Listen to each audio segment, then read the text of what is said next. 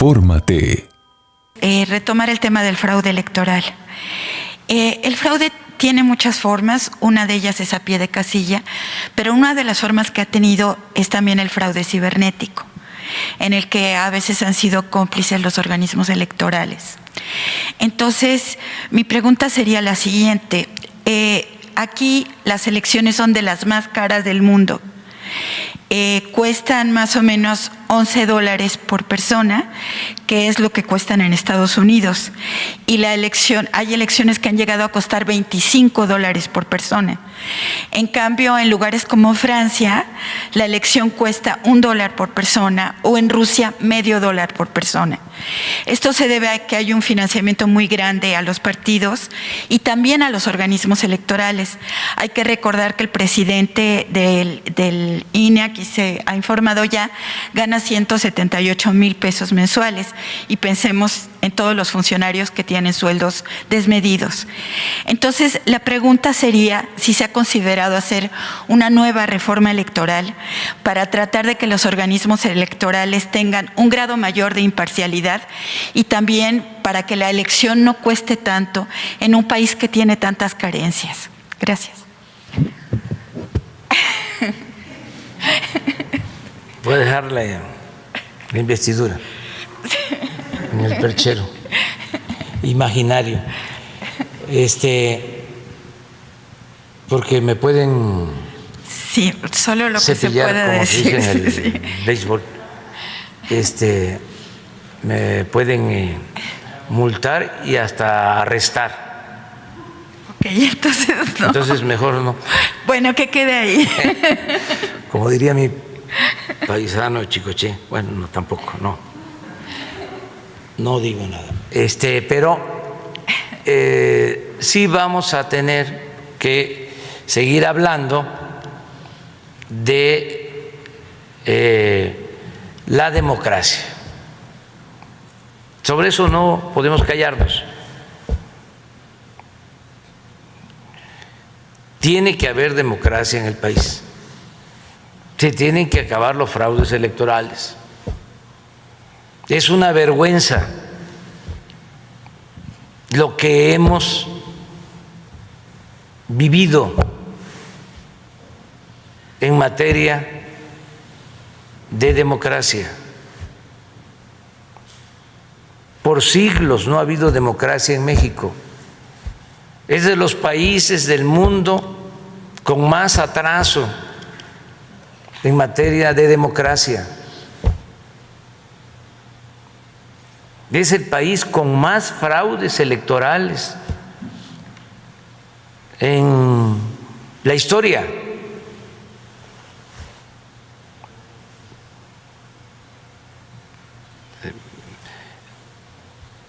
Se puede probar. Entonces, tenemos que heredar a las nuevas generaciones un país democrático, y se tienen que terminar todas las prácticas antidemocráticas, fraudulentas, la compra del voto, el tráfico con la pobreza de la gente, el reparto de las despensas, todo eso que es delito electoral. Y todas las formas de fraude, como tú lo mencionas. No solo aplicaban el relleno de las urnas o el acarreo o la entrega de dinero por voto, sino falsificaban actas en los cómputos. Y últimamente el fraude cibernético, que lo aplicaron en el 2006.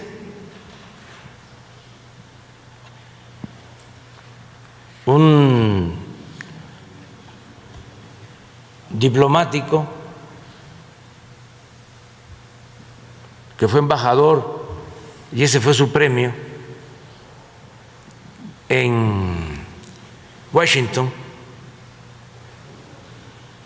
Creo que el hijo del que fue rector de la UNAM, Sarucán, en el 2006, junto con el cuñado de Felipe Calderón. Hay testimonios para más detalles. La película que se llama Fraude, que la recomiendo, de Mandoki, ahí aparece en la película. Le hacen una entrevista breve y él asegura de que se contrató en ese entonces una empresa para el manejo del cómputo electrónico, y resulta que la empresa era del cuñado de Felipe Calderón y de Brando, se llamaba la empresa, así se llama el señor. Entonces eso existía hasta hace poco y queremos que se termine y que las autoridades electorales pues sean imparciales, que no estén del lado del partido conservador, como sucede hasta ahora, desgraciadamente. No me pueden acusar de que estoy violando la ley, porque estoy hablando del Partido Conservador, que no tiene registro. ¿O Salinas es el Partido Conservador? No va, es de otro partido. ¿Diego Fernández de Ceballos es del Partido Conservador? No, es de otro partido. Líbano Sáenz es del Partido Conservador. Claudio X González es del Partido Conservador. No. Entonces, se tiene que evitar el fraude electoral.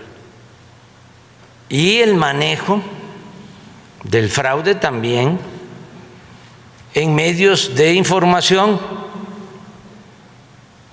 Bueno, el fraude electoral que se comete en el grupo de intelectuales orgánicos del régimen corrupto,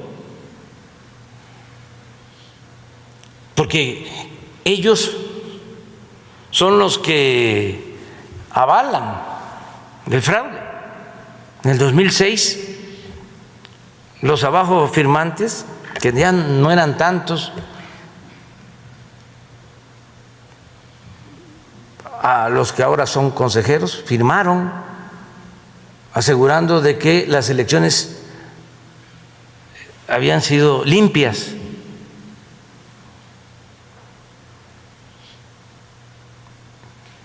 Pero no eran tantos, ¿eh? En ese entonces ese manifiesto, ¿no lo tienes por ahí? Que lo consigas, porque ahí estaba Krause y Aguilar Camín, ¿mande? Woldenberg, todo. Pero ahora estoy sorprendido, como diría mi maestro y paisano finado, el maestro Santamaría, anonadado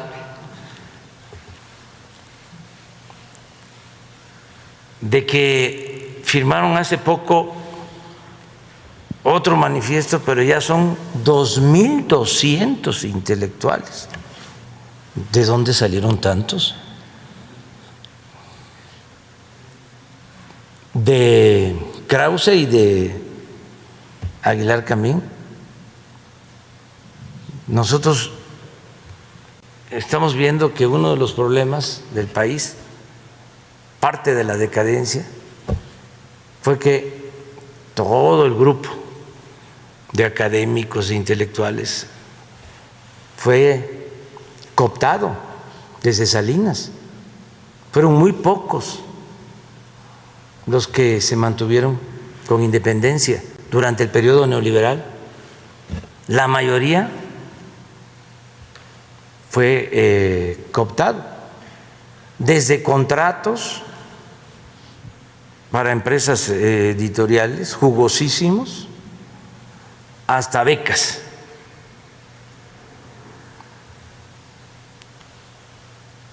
Muchísimos. Pero ¿qué pasa ahora? De que todo ese grupo, en vez de contribuir, ayudar a la transformación, para desterrar de México el mal que más aqueja, el mal de la corrupción, en vez de eso se aferran a defender a ese régimen corrupto. Además, no solo no se pronuncian en contra de la corrupción o se definen a favor de la honestidad, sino que tampoco, y esto es lo más cuestionable, defienden a la gente humilde, a la gente pobre. Es una élite completamente separada del pueblo, una élite intelectual, individualista, acomodaticia, al servicio del régimen, y lo más distante que pueda uno imaginar del pueblo, de la gente humilde, de la gente pobre. Al contrario, les molesta de que se ayude a la gente humilde, a la gente pobre. Un intelectual que les decía yo que era comunista, director del periódico El Machete, Roger Bartra, y que ahora se pasó al Partido Conservador, y estaba yo leyendo o viendo una nota en las redes en donde me califica de retropopulista. Les dejo de tarea el que me definan qué es ser retropopulista,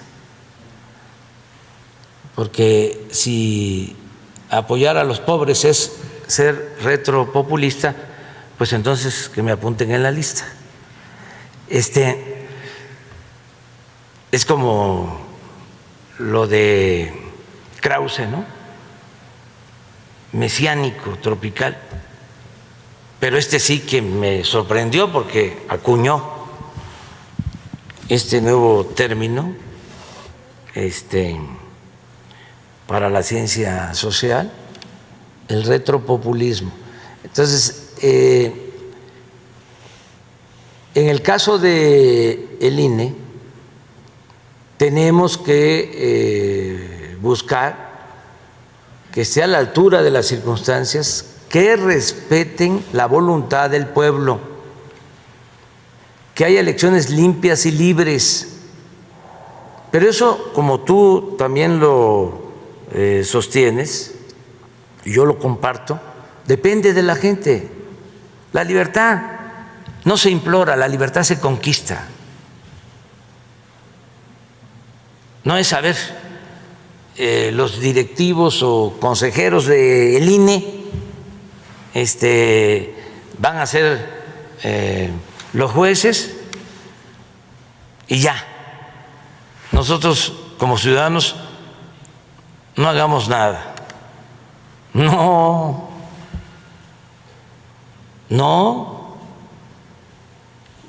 la democracia se garantiza con la participación de los ciudadanos. Y no solo es ir a votar, es votar y defender el voto. Así ha sido siempre, o así lo hemos hecho, para avanzar en el establecimiento de una auténtica democracia en el país. Entonces va a depender mucho de lo que hagamos los ciudadanos y no quedarnos callados. Esto no es estar pidiendo el voto por un partido, por un candidato, mucho menos estar utilizando recursos públicos para favorecer un partido, para favorecer a un candidato. No, esto es hablar de la democracia. Si México se hundió fue por la falta de democracia que produjo una terrible pandemia de corrupción. Entonces necesitamos la democracia para que haya equilibrios, para que haya contrapesos.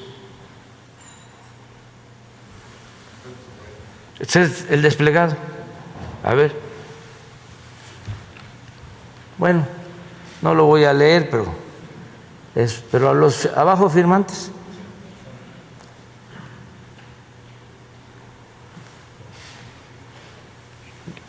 Aquí está, miren. Desde entonces. Está cocido. A leguas. ¿A dónde está Cosío?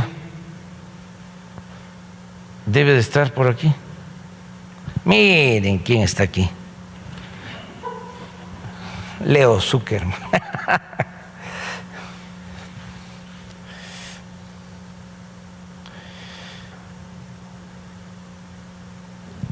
La señora María Amparo Casar.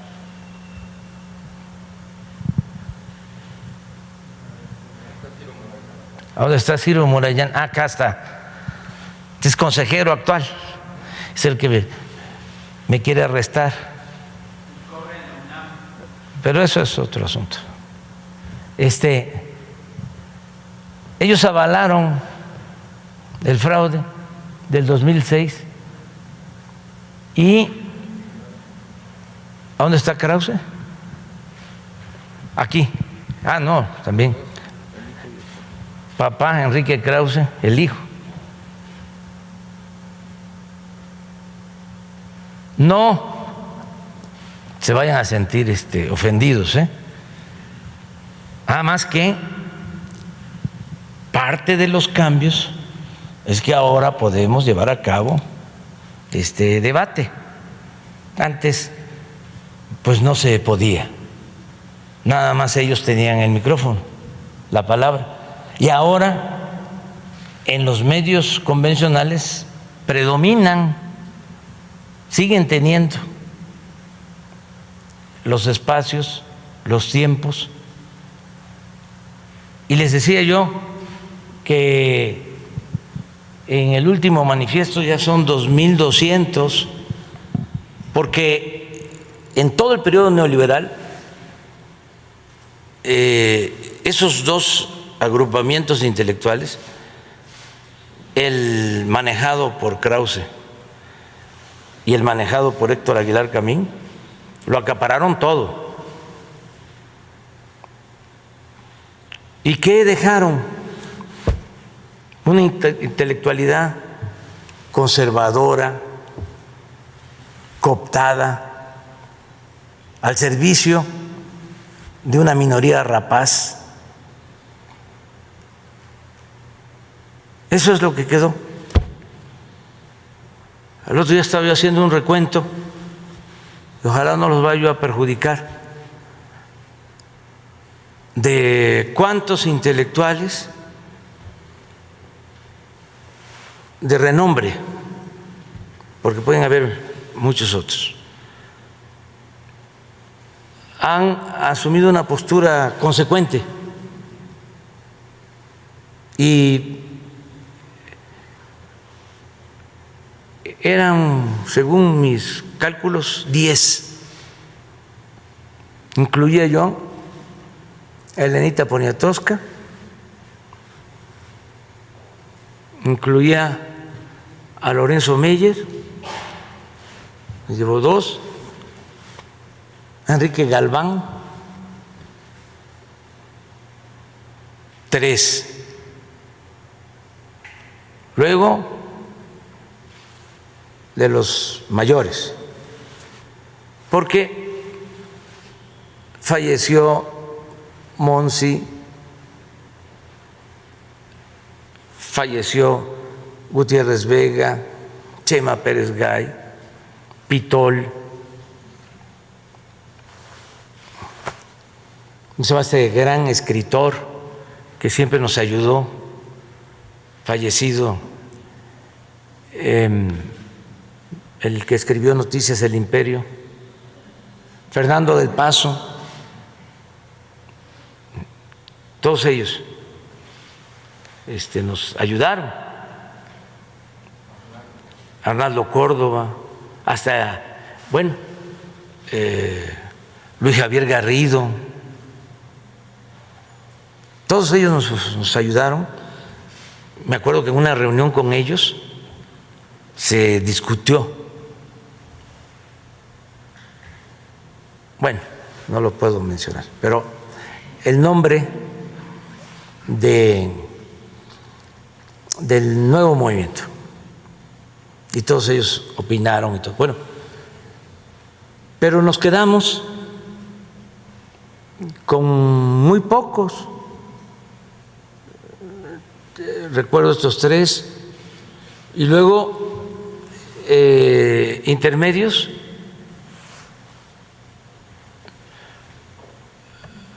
Fabricio Mejía, Pedro Miguel. Les ofrezco disculpas, porque los estoy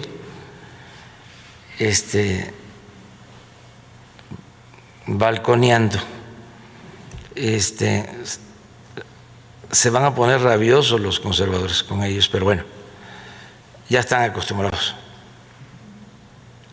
Los actores, Damián Alcázar, ese de primera, Mandoki, cineasta, el otro Bichir, Demín y Bruno, los 2 hermanos. Bueno, Epimenio y 3 moneros, que además me voy a desquitar de ellos.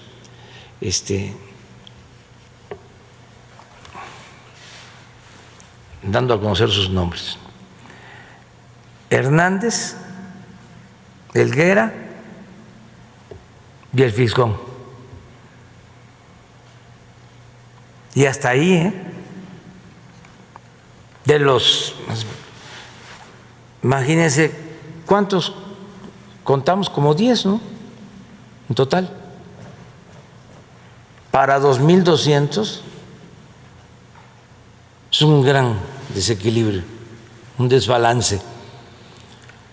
Pero yo espero, y además tenemos que hacerlo, que con la transformación, y así está sucediendo, y se expresa, se manifiesta en las redes sociales, que haya un surgimiento, que haya el nacimiento de nuevos intelectuales, jóvenes. Mi deseo mayor es que suceda algo parecido a lo que se vivió en México después de la Revolución, cuando se desarrollan las artes, la literatura, los murales de aquí, del Palacio, y todos los murales, pues tienen que ver con el ambiente que creó la Revolución Mexicana. Tiene que ver con Orozco, tiene que ver con Rivera, tiene que ver con Siqueiros, con todos. Pero lo mismo pasó en cuanto a la poesía, en cuanto a la música, porque siempre que hay un proceso de transformación no va solo, va acompañado de un movimiento cultural que yo espero que se manifieste, se exprese en el país. De los mayores, me faltó el maestro Enrique Semo, muy consecuente. Enrique Semo acaba de publicar un nuevo libro, La Conquista, que se recomienda para leerlo.